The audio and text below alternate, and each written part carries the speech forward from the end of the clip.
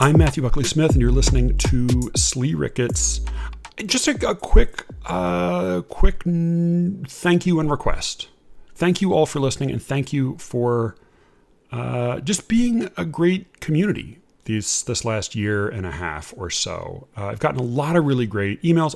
I promise I am going to be doing a show coming up just to talk about so much of that. I've had a lot of great email exchanges with readers. Had some really enthusiastic listeners discover the show recently and dive in. Matt Wall listened to the entire back catalog in like a week or two, which I cannot say I recommend, and God help him. But a few of you have been incredibly generous and sweet in listening and in writing in and then spreading the good word and in helping to support the show as well. Tonight I just ordered new mic stands for Brian and Cameron, because the ones that came free with the mics that we got, with the free one was a piece of shit. Mine fell apart very quickly. I had to replace it, and I've got some new mic stands headed their way now. All of that is along with a number of other expenses, some strictly necessary and some arguably frivolous, are all funded by the Secret Show. So it really does make a difference if you are able to support the show. Please go to sleerickets.substack.com and sign up there, or just sign up for a free subscription, and you'll get a little taste of what the Secret Show is all about. I should say that I am no saint. I am no stoic, and I do sometimes get a little anxious and envious of some literary podcast that are on my radar that are very active on, say, social media, or that are already attached to an existing and vibrant platform of one kind or another. And we don't really do that. I mean, we're not on Twitter anymore. It was a brief and fun, but I think ultimately sort of failed experiment. And we're not on any social media. I'm not. The show is not. And there's not really any other apparatus attached to the podcast to get the word out there. I mean, truly the primary means by which people hear about this podcast is other listeners one-on-one. So I really am grateful for all of you who have passed the word along in one place or another. If you haven't, please just take a moment. Just recommend the show to a friend. That makes all the difference in the world, especially if your friend happens to be rich. Because I think this is the thing I'm learning, is that when people find out about the show, they tend to be either furious at it, which is gratifying in its own way, or they tend to be really, really into it, and they just never would have heard of it if you hadn't personally recommended it. So, as I said, we're not on Twitter. The word's not getting out otherwise. It is amazing, truly amazing, the kind of growth we've had just on word of mouth alone. But it would be great if you could spread the word. Just again, no need to go, no megaphones, no need to make major announcements. Though if you feel like writing an essay or review of the show, I certainly won't just try to dissuade you.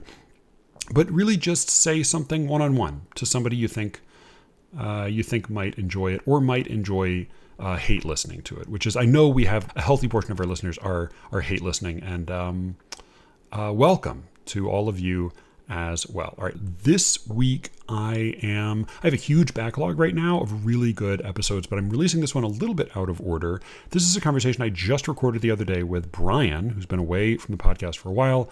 He had a lot of family. He had to travel and various family stuff going on, but we're very glad to have him back. The reason I'm releasing this one today is that it's actually directly pertinent to a conversation I am going to be recording Friday with Carmine Starnino, editor, one of the editors. I don't know what his current position is, but he is a longtime editor, poet, critic, in Canadian poetry. He is an editor at The Walrus. He ran Partisan magazine for some years. He has published I'm not going to fucking introduce Carmen in this episode because he's not in this episode, but he wrote a really good essay about artificial intelligence that I'm going to be talking with him about Friday. This episode touches on that, and in fact his article comes up in this conversation, so I wanted to put it out there now so he might have a chance to listen to it before we talk, and also because I think you'll just enjoy it. I think it's just a fun episode. It is a little bit of and intractable problems episode. We do talk some about poetry, and one of the pieces that we're discussing is an essay by Brad Lighthouser, who was a MacArthur Genius Grant winning poet, among other things. But it is more about chess and AI and ethics and prostate stimulation. This was a request, or I should say a demand, put to us by Eric, who's a faithful listener and subscriber, who insisted that Brian and I talk specifically about this particular crisis. So here you go, Eric. You're welcome, and I hope that you all will enjoy.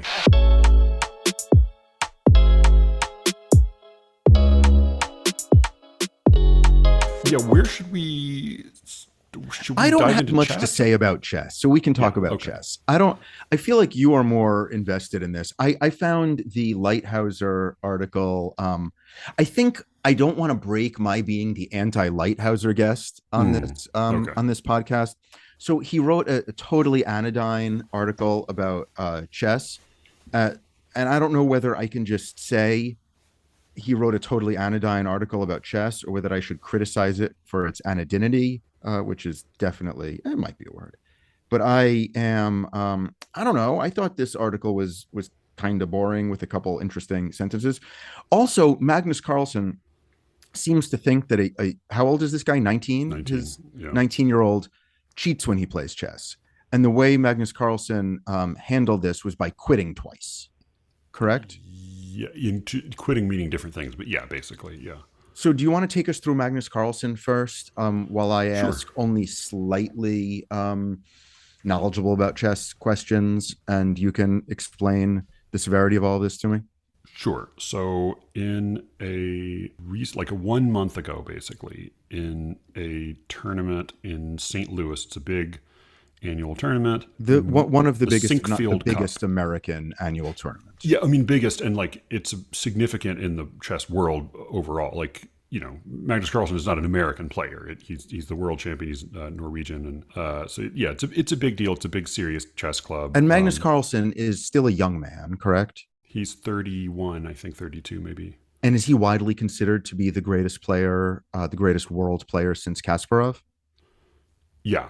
I mean, in the debate, it tends to be which of those two is the best player ever to have lived. Right. So this guy is one of the greatest, if not the greatest chess player of all time. Yeah. So he went into the Sinkfield Cup in St. Louis. He was on a 53-game undefeated streak, which is slightly different than what it sounds like because most of these games are draws. Yeah. Okay. But he loses a classical game of chess very seldom. This is over the board with a significant stretch of time in which to play. So at the last minute, Hans Niemann, who's an American player, he's 19 years old. He came into the tournament. I can't remember if this was because there were two tournaments he was in recently. I believe in both of them he was the lowest ranked player, and not only was he the lowest ranked player, but he was almost 200 points below Magnus Carlsen, which is an enormous range. That's a lot of points. That's a big difference. And correct me if I'm wrong, but in his younger days, he had an admitted history of cheating. Yes, so he has publicly admitted to cheating previously twice in online games. It's of course, it is very possible to cheat in online chess. It's not clear how possible it would be to cheat over the board. But yeah, I can think of one way. Well, yeah. So he's admitted to cheating twice in the past. By the way, I should say this was a segment. Eric demanded that he said discuss the Hans Niemann Magnus Carlsen butt plug cheating scandal, or I will unsubscribe. So he that's demanded fair. that we talk about that's a good request. Butt plugs were the way that I was thinking about. That was the one way. Yeah. So just to be clear. Yeah, I'll try to go through this more quickly. But before we get to the butt plug, I just want to get your sense of this. And if you don't know the answer, that's obviously fine. How does one cheat in computer chess or in chess at all? What is if you are playing the best player in the world, what do you do to cheat? Well, okay. So this is where computer chess is very different, because and this is where the Lighthouser article is maybe somewhat relevant, because what he's talking about in his article is Kasparov beating Deep Thought, which was before Kasparov played Deep Blue, and Deep Blue won. Deep Blue was sort of a later iteration of Deep Thought, an IBM computer. And what Lighthouser, in this essay called Kasparov Beats Deep Thought, he says, like, he is the greatest chess player in the world, but very, very soon computers will dominate chess absolutely and forever. And that, of course, is true. That is what happened. So at the time, you needed an enormous IBM computer hooked up over, cables over 300 miles and a bunch of guys to run it in order to beat the best chess player in the world. I mean, at the time, could not be the best chess player in the world. And at the time, to be clear, it was 1989. 1989, yeah. Today, I could pull up the engine on my chess.com application on my computer, on my phone, and have like a 3200 rated chess engine that would just crush any human alive. 3200 roughly approximate, because that's sort of impossible to gauge, but like compared to the very best chess player in the world, who has maybe one of the highest ratings of any human ever, and it's like 2850-ish. So does that mean that by following what the computer tells you to do, given the state of the board, it is impossible to lose? It's not impossible to lose, but you would effectively have to be playing somebody else who was also playing a computer engine to lose.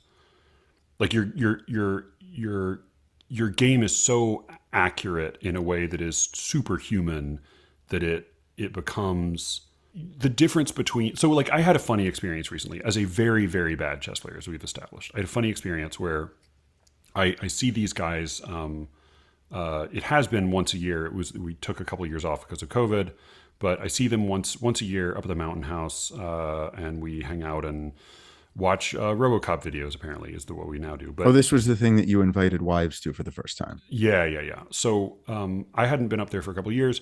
During that couple of years, I've happened to get into chess. I am still both a very bad player and like most of these guys are much smarter than I am. Like I'm a pretty smart guy, and they're like definitely much smarter than I am. And I brought a chessboard and we played a little bit, and it was fun, but it wasn't close. And not because they are definitely much smarter than I am, but they haven't played since they were kids. Like they haven't played and like they haven't thought about it as adults. I'm very bad, but I'm in shape basically. Right. And so it was not really close I was just seeing a lot more than they were. I had a lot more experience, the board made a lot more sense to me at every turn than it made to them, in a way that was illuminating to me, like as somebody who's really not good at this, but just sort of is able to see what a difference some practice and some preparation makes. So you're saying that the aid of a computer is that times infinity, where a computer is able to mathematically, again, it's hard to do this without analogy or metaphor, right? But the computer is able to, for every move of yours that could result in a victory for you, the computer is able to subvert that somehow and have it end up in a victory for it. It's not even that it's able to subvert that. It's that it is able to calculate so many possible paths that it will make a very small move now that will ratchet the game ever closer to just a crushing position that you can't get out of. And in a way that there's Lighthouser says at one point that he says by 18 moves, it was clear to the very, very best players in this room that Kasparov was going to win this game. It took everybody else a dozen more moves to see the implications of the position. And that's what computer's doing, just to a degree that no human has ever come close to. Just calculating those ramifications way, way, way down the road. So Magnus Carlsen might be the best chess player ever to live, yes, but you plus one of these computers would be better than Magnus Carlsen. So, yes. So it's easy to cheat as long as you have a way to get the computer. Right. You have to have you have to be quick enough to have another program running while you're playing a game online. But yeah, basically, and you probably helps to be somewhat adept at chess. And there's an argument that's been made. So like they got this. So all right, we didn't even talk about what happened. Hans Niemann played Magnus Carlsen. He's like it's like 150, 200 points lower in rating than Magnus Carlsen, which is a colossal difference. And Magnus Carlsen used an opening that he rarely uses, right? Or that he's only used occasionally in the past. Yes. And this is where there is another connection to the Lighthouser piece, because in the game that eventually so later on, Deep Blue beat Garry Kasparov. And in one of those games, it may have been the first game that it won, or like a significant game that it won, because a match was several games. It played a very surprising move. And it was a move that Kasparov basically made a choice to say, I'm not going to play the most totally sound move, but what I'm going to play is a move that I think a computer would never read correctly. And the computer read it correctly. And the computer's programmer said, oh, we actually just fed it that move last night. And Kasparov said, bullshit, a human grandmaster made that move. And he still has refused to acknowledge that this could have been a real, even though computers now have just totally mopped the floor with humans, Kasparov still sort of maintains like that was too good a coincidence for me to trust. And what Niemann said, because what happened is that Niemann was playing black against Magnus Carlsen, which means like not only does Magnus Carlsen almost never lose a game, but he definitely almost never loses a game as white, because white does have a significant advantage. So Niemann played with the black pieces against Carlsen and played a perfect game. And Carlsen used this unusual opening, and Niemann just played the most elegant, efficient move at every turn. And it wasn't just that he oh wow, this scrappy 19-year-old surprised the world champion. He just like meticulously, piece by piece, crushed him. And he crushed him in a kind of a computerized way, which is to say, like, he just kept not making any errors and making slightly better moves until Carlsen just got into a worse and worse and worse position over time. I mean, in the comparison that Nakamura made, Hikaru Nakamura is also one of the best players in the world, was that he said it looked like Magnus Carlsen playing somebody.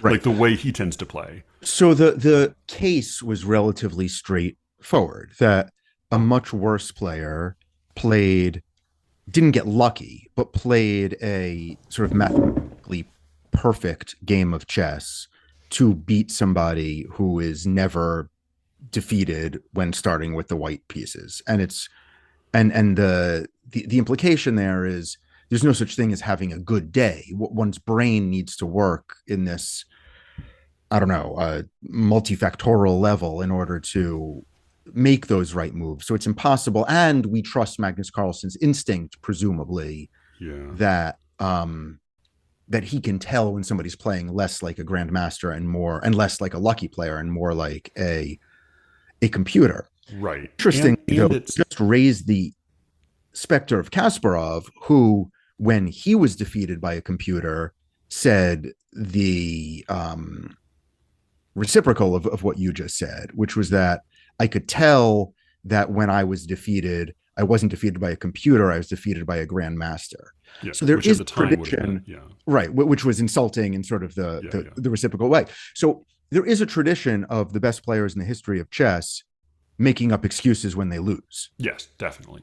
And what happened was that Carlsen, after losing to Niemann, he withdrew from the whole tournament, and he posted to some inscrutable tweet, and to others very transparently accusatory tweet. Do you want to give a sure? He retweeted a little clip GIF thing that was a meme in the sports world, which is a European football coach, a soccer coach, manager, saying, I could say more, but I'd get into trouble.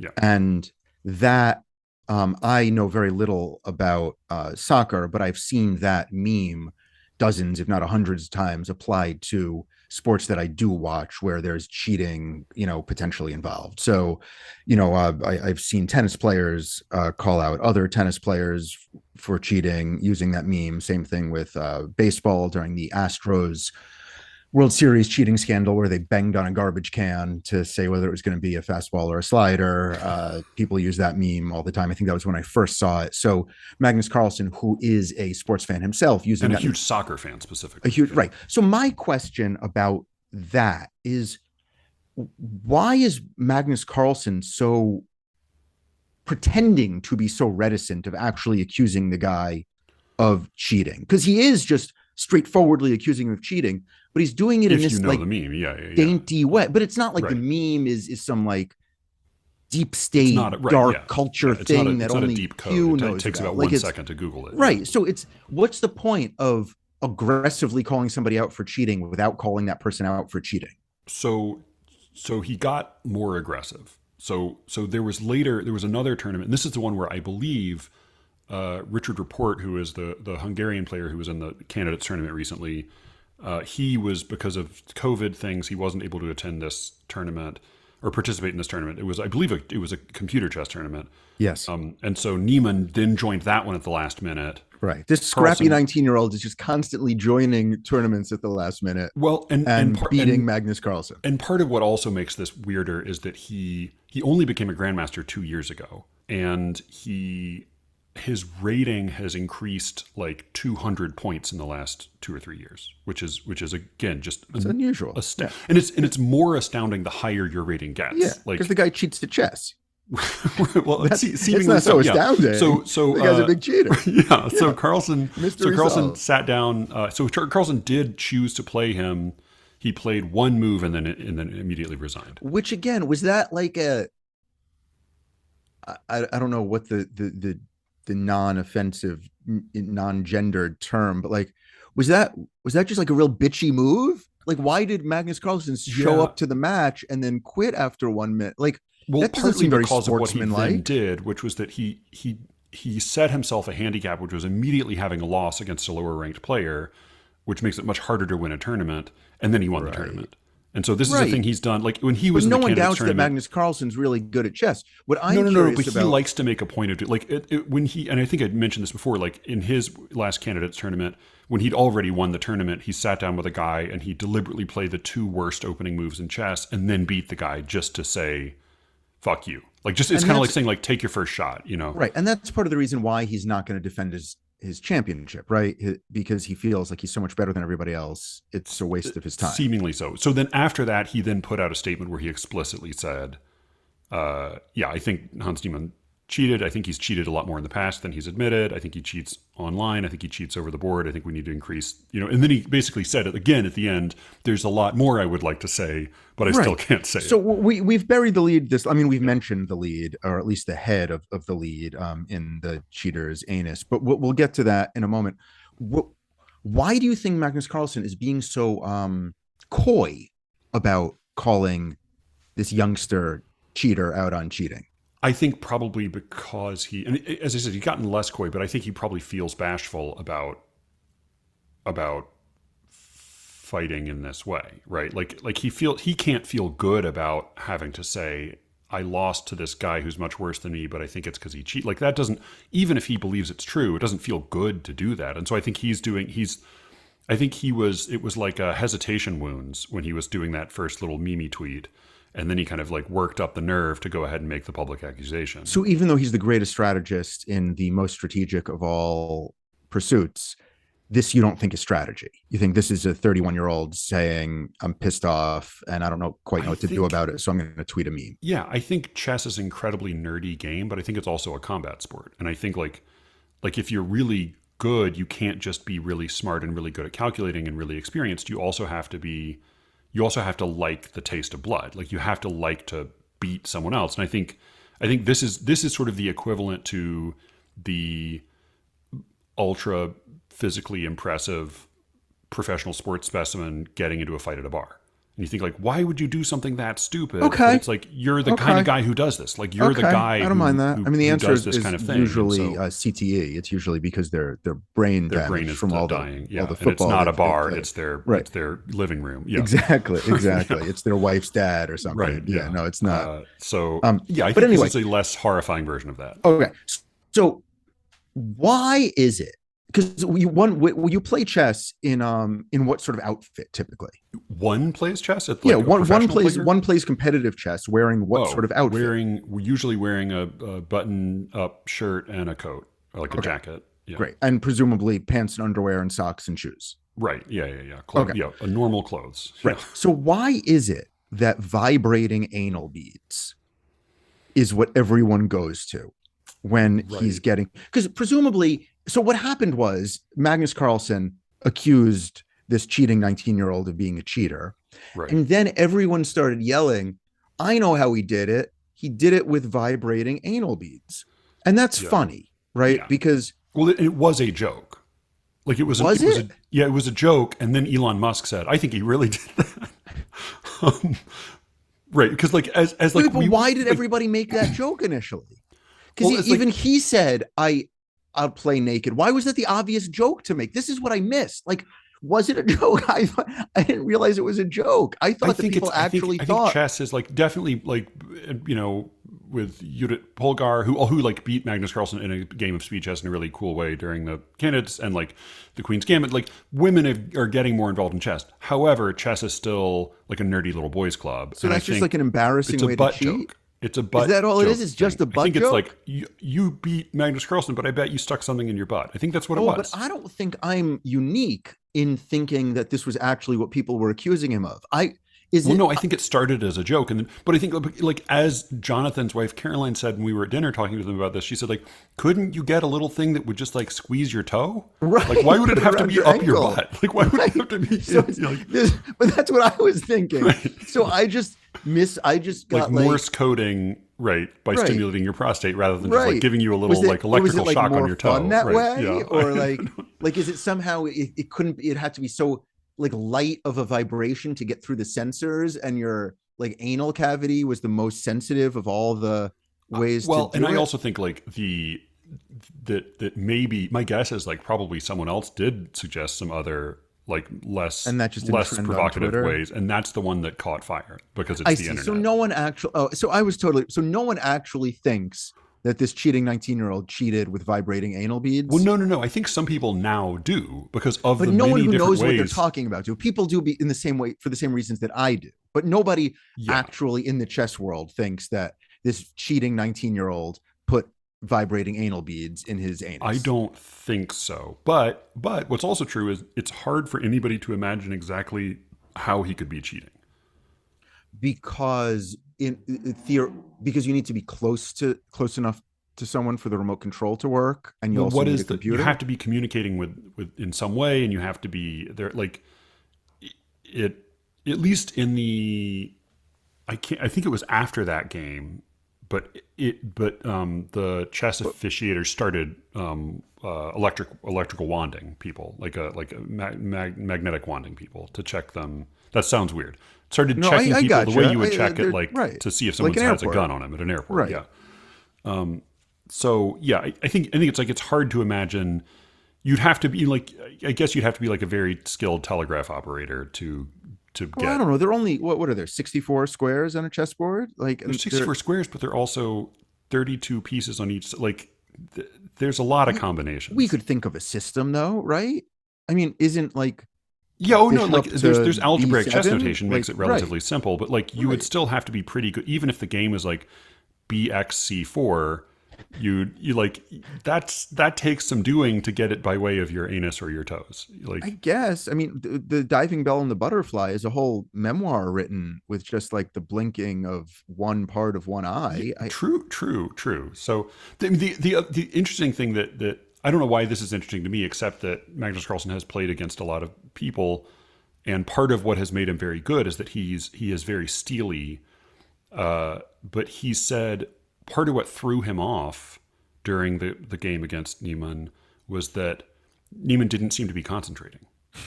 He didn't seem to be like, he just seemed to be sitting there without, which like, I don't know if like, for some reason, like that could just be a totally meaningless statement that doesn't affect. I mean, I don't. But it also, for some reason, I find it oddly compelling just because there is a weird intimacy between two chess players, like at a really, really serious level, sitting across a board, thinking about the board at each other for hours at a time. So it is, it's a funny thing. There's something about this story that interests people. I think the anal bead aspect of it is that definitely made it more high far and foremost among them. But also, like, I think it's kind of fun that the best chess player in the world got beat by like a 19-year-old who's found a way to cheat and like who sat there not giving a shit, and like the chess player is like infuriated. He doesn't even know what to do. So he posts some stupid meme, and then like he gets on the computer and logs off. Magnus Carlsen is the only chess player. I mean, if 99% of humanity cannot name a single chess player, the 99% that's left of that 1% can only name him. Yeah. So it's kind of fun that he got beaten by this cheater. No, is that not? Oh yeah, well, and as you said, there's not only a long tradition of great chess players making up excuses for losing. There's also a great tradition of young, brash chess players doing shocking things. Like when Bobby Fischer beat there's some British grandmaster, and he beat him like when he was like 13 by sacking his queen, and then like just doing this humiliating routine with his with knight the knights, just, like, right? With the knight just kept on going back and around. It's called the game of the century. Right. He sacrificed his queen in order to get his knight in a position to just one by one, like check the guy and then take a piece, then check the guy and then take a piece. He windmilled, and it's like it's humiliating to watch. And what's also what I have so much respect for is this guy who is a full-grown, very well-respected, very accomplished grandmaster. Very quickly could have seen that he was just getting crushed and humiliated, but he played the game to checkmate. He played it all the way through, which you don't see much. So to me, that was a great demonstration of like truly great sportsmanship and like a great love of the game to show like, let's see what this kid can do. So yeah, I mean, the other thing that's funny to me is that part of Carlsen's art, like part of his justification for not defending his championship, which he defended last time against Jan Nepomniachtchi, and very likely and would have defended again against Nepomniachtchi, and might still, because Nepomniachtchi won the candidates tournament this year. One of his justifications was that he didn't want to just play another guy his age that he'd already beaten. He wanted to be beaten by the next great him, right? And the candidate he had tapped for that was Alireza Firouzja, who's also, I think, 19, but who's a very, very well respected and pedigreed French player, and who just got washed at the candidates tournament, and not like this asshole American Twitch streamer, which is what Hans Niemann is. Yeah. Computer with a record of playing cheater guy. Right. Yeah. Who like, and I think it is like the part of what's also fascinating about the story is like, either he's cheating in a way that nobody has quite figured out, and that's kind of amazing, right? Like, right. Or he legitimately is maybe the best chess player in the world. Right. Like he's truly a genius. But he's never said that, right? He's never said.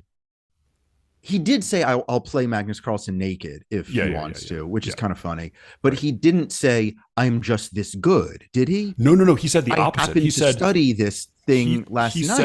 He said the same thing that that computer guy said. But he also he went. I mean, he also is an asshole, and so he said this amazing thing right afterward. Yeah, he said, Magnus Carlsen must be embarrassed to lose to an idiot like me, which is kind of great. Yeah, I mean, like there are just so many opportunities for ill will and Schadenfreude. But I think the best opportunity is for like excitement at either like great advances in cheating technology or great advances in like some amazing American 19-year-old who's suddenly the new Bobby Fischer. Totally. So there are two directions we can go with this. One is staying on the Lighthouser article and my asking you about a paragraph there. The other is following the great opportunity for Schadenfreude to the Slate piece on why we should gossip less about men. Which way do you want to go? Should we stay with chess for a bit? I'll just say, like, I love this little article. I also probably love it more because the better but way more cumbersome and harder to discuss companion to it was a like 60-page piece that he wrote about the fifth World Chess Championship, in as a kind of a precursor to this article about Kasparov and Deep Thought.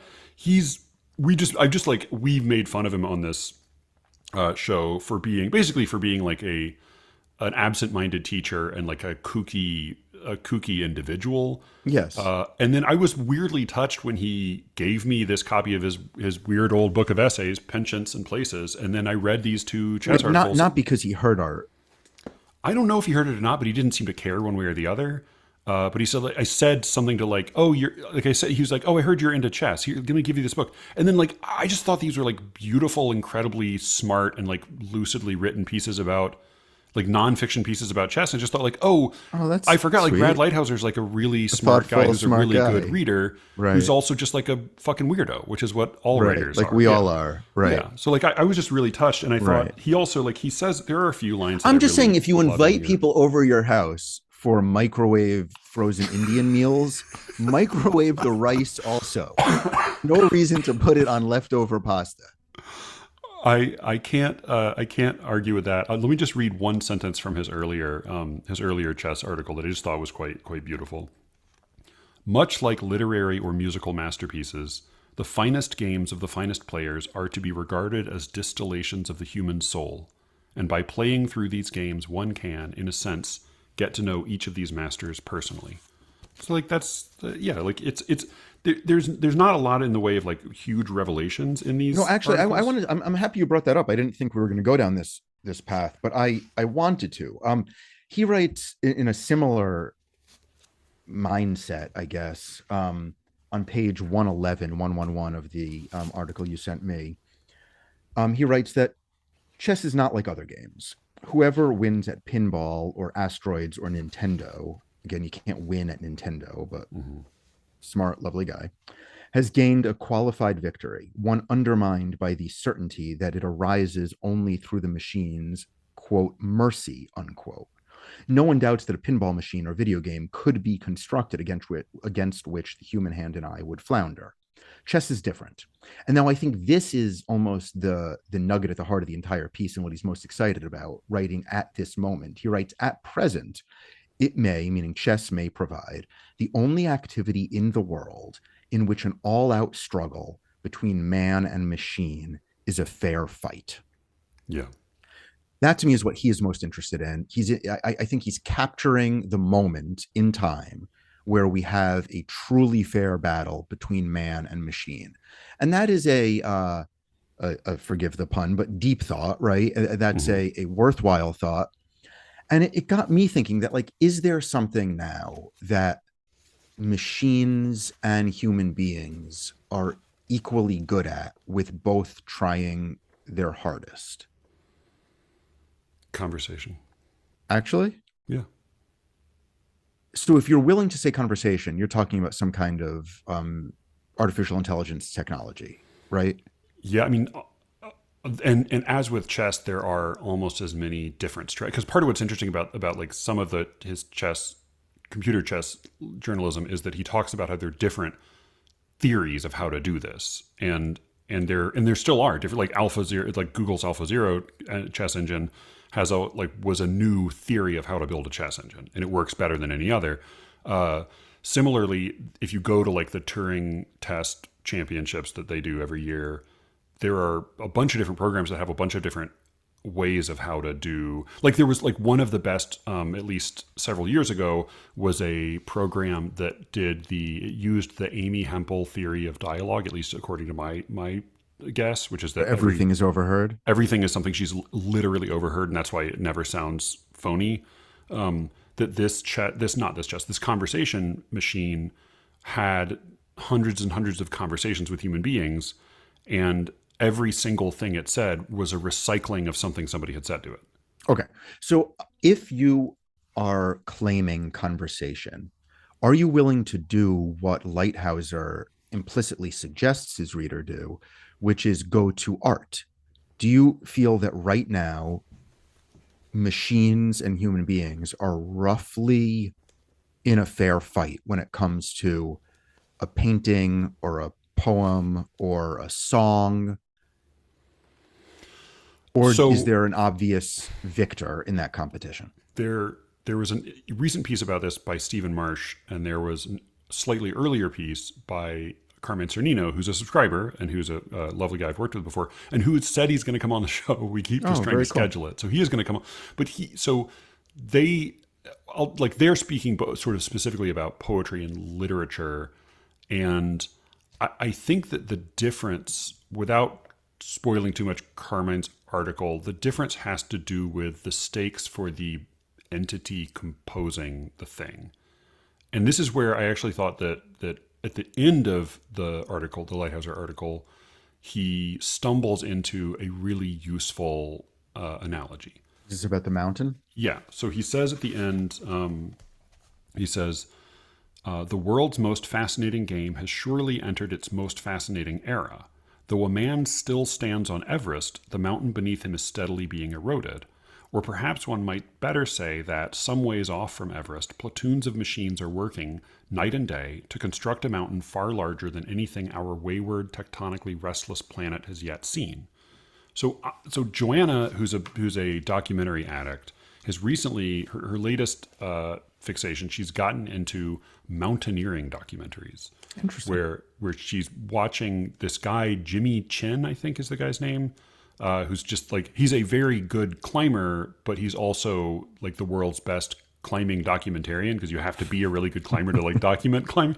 So a really interesting split, because there's a lot of like grit and skill and dedication that is required regardless of what kind of mountaineering you do. But there's this subcategory of climbers who are free soloists. And there's, while like some of the greatest free soloists are also some of the greatest climbers, period, everybody intuitively understands without blinking that it's a totally different game if you don't have a fucking rope. Right. And so even if 100 people have climbed this particular mountain face with ropes, if you're the first guy to do it without a rope, even though you're not using the rope to climb, the rope is literally just a safety measure. That's a totally different game. So to connect that back to a computer making art. So that is, okay, so well I think it's actually, I take it back first to computer playing chess. Where like if you watch a human tournament, even though, like talking to Jonathan the other day about this, he said like, oh, well, aren't the best moves just the best moves? Like, well, yes, they are. But, when you're watching a chess tournament with commentary, not only are you watching it with like people who can sit back in their armchairs and talk about it in a casual way, they have a chess engine running all the moves in real time. And so they know immediately whether the move was good or not and how good and how bad. And yet there's an enormous amount of suspense, because even though they're sitting back there with a machine that can calculate everything beyond any human's imagination, you have two guys sweating it out at the board who can't see it and who don't know and are having to just grit their teeth and make calls in the moment over the board. So the chess is more exciting because it's human. Because they're free soloists. Right. And the computer is just like a giant ropey climbing machine. So I think that, Carmine's argument is that the problem with computers writing poetry specifically, like Stephen Marsh's claim is you can put any artists, any writers, like feed 100 pages or whatever by any writer into this computer engine. It will assimilate this writer's style flawlessly without making any kind of period errors or anachronistic errors. It'll perfectly assimilate this writer's style, and then it will reproduce. It'll generate new material in that style in a way that you would never say anything but like, oh my God, obviously Ernest Hemingway wrote this, or obviously Shakespeare wrote this. And Carmine's response is not, no, it's not authentically the style. His response is sort of like, well, that's actually not what we're here for. So there was an article in the New York Times 3 days ago, passed around on Twitter and by some of my teacher friends. The headline is "Six-Figure Artworks, by a Fifth Grader." Andreas Valencia's paintings have sold for more than $125,000, and he's 10 years old. And then The article mentions a couple other like art prodigies or little Picassos, and implies that maybe their parents were involved. But Right. here we see this little guy drafting a work of art in a sort of mid-career Picasso style of not cubism, but certainly like body parts, not where they would normally belong. But if you put them together, you can see that it's a face or a body, and they're selling for a lot of money. And you look at a photo of them, and they're nice to look at. Yeah. Is it more exciting to us that a 10-year-old is making them than a 30-year-old because it's more unusual, or because there's more or less emotional stake? Is it like there's the computer doing art, which we don't care at all about, the adult doing art, which we've learned to care about, and then the 10-year-old, where we think maybe there's a mysterious genius? Or is that not, should those three not be on it, should not share a scale?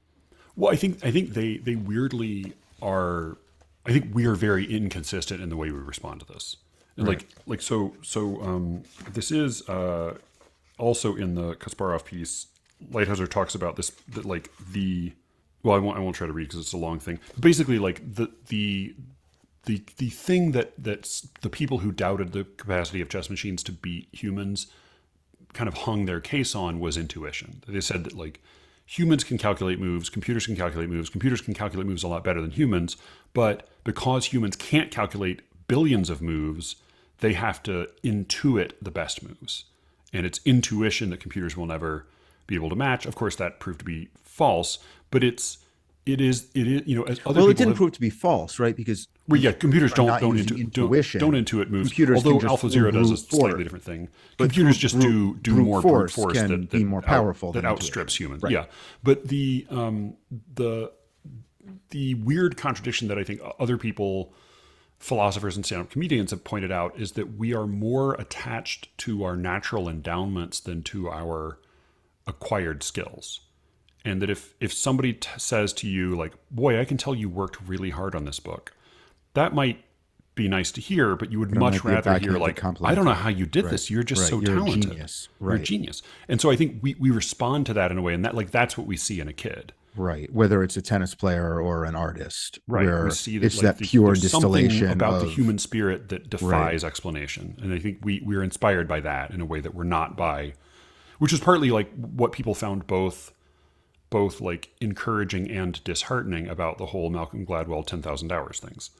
Like, what if talent is just the accumulation of enormous quantities of skill? There are lots of problems with that whole thing. Yeah, I was you going to remember say, that theory. where, from what angle shall I tell you? No. What Like, I have I problems with I'm not Malcolm even Gladwell's endorsing that. I'm just saying, 10,000 like, hours thing. as a Yes, as a that is concept that was one introduced in the gut public mind, like instinct. that's Right. part of what people responded to, is this weird, the sacredness of intuition, talent, innate, ability. Right. But Malcolm Gladwell standing on the rooftop shouting, if you practice something for 10,000 hours, you'll be good at it, as though it was, Right, like yeah. the epiphany we were all waiting for is, Lots of problems with all of that, but I think we have an attachment to like God-given things as we imagine them. and they're in their purest form in children and their least pure form in machines.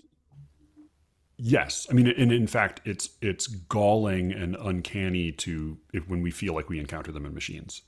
Right. Because Which it is why seems these works of art, I feel like I've seen them more frequently lately. They Robot just art, look yeah. right. It just like looks like a really cool painting. I've always seen them on a computer, so it's Right. I have trouble knowing their like effect if they were on a giant canvas, but certainly seems like something that someone would find artistic or appealing or successful. Had a human being do it, and it is uncanny. I think that's exactly the right word. It's the question is less, can a computer do it, and more, do we care if a computer can do it, or do I want to spend my time looking at it if a computer did it?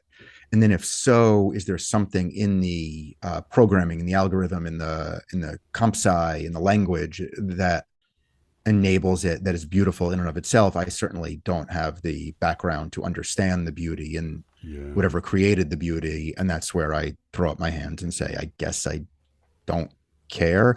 I would be curious to see if a novel or a feature-length film or something like that could be made by a non-human entity. It seems impossible, right? I can't even imagine how that could be possible. But I could equally imagine 15 years from now, people listening to this, as everyone will be 15 years from now, saying, what an idiot. Of course. Who would have guessed how easily Matthew was replaced by a robot? Yeah, exactly. It's just a robot interviewing me, talking about this. I'm just yelling about stuff at a robot. Well, it's a Brian. I'm not replaced in this scenario. Right? Yeah, that's true. Yeah, that would be great. Like you just like sweaty Brian, like getting like a little unhealthier year by year. I have like a yellow pallor to me, but I'm still like with this radio robot. Yeah, the robot's talking to his robot daughters. Needs to take a break.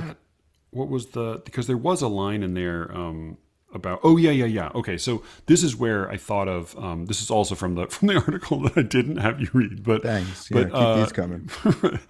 but it made me think exactly of what you're talking about, which is filmmaking and novel writing, because I think poetry is on the more, like, poetry is more susceptible to prodigies than novels are, and it's for the reason that there are there aren't many, but there are like some teenage brilliant immortal poets. I feel like with novels, there are fewer of that. Like there are no brilliant novels written by 15-year-olds. Right, but there are brilliant poems written by 15-year-olds. Is that just because poems are shorter? Poems are shorter and they're simpler. There's a simpler set of rules and possibilities. So this is the line he has in the other chess article that I think gets at this. He says, music and chess have a mathematical grounding that never lies very far below the surface. And the three disciplines, which he says in a confusing way, but it's music, chess, and math, the three disciplines present a range of similar demands and appeals. Each requires little emotional maturity or knowledge of the world for its mastery. Each employs patterns of a sufficient logical rigor to permit missing terms or sequences to be supplied through deduction, and each seems to exist in a hermetic zone whose independence of the larger world offers the promise of transcendental release. So interesting as it refers to music. Like it. Yeah. Do you think? Because there are 15-year-old music prodigies. Right.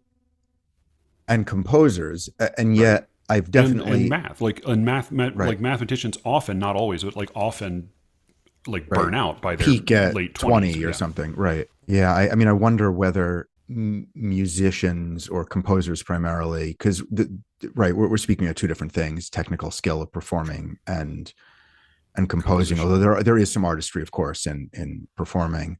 Yeah. But whether I think like at least like my sister and her husband, the classical pianist, would say like there's a lot of artistry, but yes, of course, but they're different. It's not generative in quite the same way. It's not generative. It's a different exactly. That's the distinction. No, that I'm more than willing to say. I chose the wrong words about. But I am. Is there no wisdom in performance and in composition? There's. I think I mean this is where like.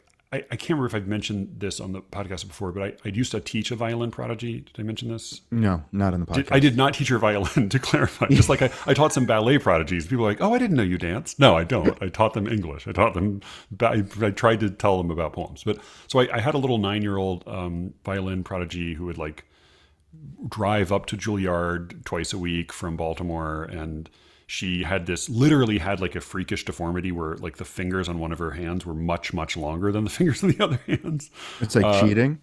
I guess it's cheating. Yeah. I mean, but again, it's God given, right? It's this innate thing that it was magical. And she was a very silly, goofy, like I have a 9-year-old daughter now who's silly and goofy, but is also sort of like broody and dreamy and like gets lost in her deep thoughts a lot. This was not Amy. Like Amy was a very light, silly girl who had a hard time paying attention in class and just liked silly things, and then would pick up a violin and do perform these godlike actions that were just inconceivable. But what was also apparent to me as somebody who's a total novice when it comes to like even identifying classical music was that she was playing with unfathomable skill and precision. And I mean, it was extraordinary to listen to, but it also felt a little bit perfunctory. Like, and it you felt don't to think me, you were just reading that into it? It's totally because possible. when you see a tiny little but it's both 9-year-old like, who it's you both know is anecdotal right. and totally right. You don't have a not control blind for and that biased. experiment. Right. It's I not don't like have there's- any control. right. It's not an experiment at all. But the impression I got was like, even when she was like 16 and had like had her heart broken a little, like she would actually be that much better. That it Do you just know what seems happened like, to her? I think she's still playing. I haven't looked her up. That's nice. I should look her up. Yeah, See she was if she great. had her Actually, heart like she was a delightful kid to teach about sounds and word. I mean, we didn't ever get very far with English because she just had a hard time concentrating on anything that wasn't violin. But yeah, I mean, I should look her up now because it is, that was the thought I had, was like a little, you know, in the same way that I think novels are kind of at maybe the far end of that, where you really need to have gotten broken down a little bit. You need well, to. I don't know. I mean, you know, as a novelist, I don't trust myself in talking about how like a kid could never write a novel, right. because you really need to be like a disgruntled middle-aged exactly. Jewish man living in exactly right. You need to be straight. You need to be a middle-aged straight white man whose books Alice. I don't know. She didn't mention my book about the white men that she likes reading. Oh yeah, she was listing all the other white men who's ever written a novel. No straight white men except Brian. Said a lot of complimentary things to me about it. I guess you're not going public with that, Alice. Happy you kept that between the two of us. Not a whole lot of book sales coming out of that conversation you had with Cameron and Matthew. But no, keep on being kind-hearted to people. To definitely. She doesn't help my bank account. She was convinced that this most recent episode would be the one that would get her canceled and everyone would hate her. I thought, like, I think Alice, anybody, it's like her weird, like like her weird embarrassing anecdotes. Like anything that she says just makes everybody feel more, like, find her more endearing.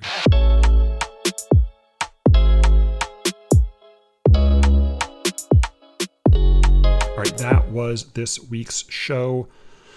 Before I let you go, though, Brian asked in our conversation whatever became of my old student, the violin prodigy. And it occurred to me, I didn't know. So after we talked, I looked her up, and lo and behold, she is still playing violin.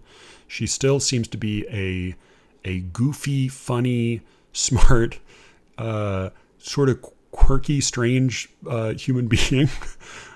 Who is also a very successful TikTok influencer.